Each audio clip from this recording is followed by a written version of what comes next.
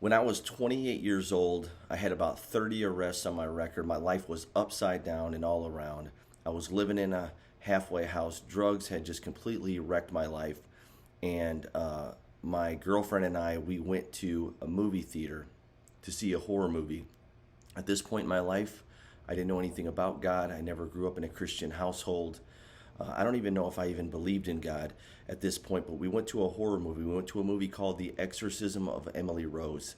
And when I went into that theater and I was watching the movie, I began to experience the presence of God. Even though I didn't know anything about God, didn't know if I believed in God, when God showed up in that moment in my life, I knew it was God. I went outside in the parking lot, shaking like a leaf, crying, trying to explain on what had happened to me. And I couldn't understand, I couldn't even explain it. I didn't understand. The very next day, I got picked up on a felony warrant that I didn't know that I had. And that was a setup by God. In that theater, He tapped on my shoulder, and it dramatically changed the course of my life. I did something I had never done out of all those arrests, those 30 arrests in my life. I said, I need a Bible, and faith began to take hold in me.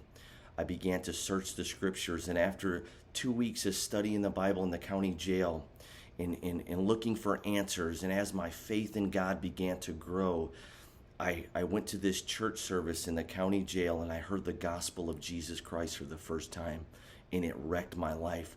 It turned my life around in a way that I could never imagine, that I was changed in that moment.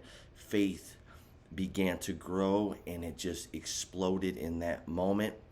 And my life just began to go in a direction that I could have never imagined. That my faith is alive, greater than it's ever been today, with a massive prison ministry and a hope and a calling that God has called me out of those dark places and into His light.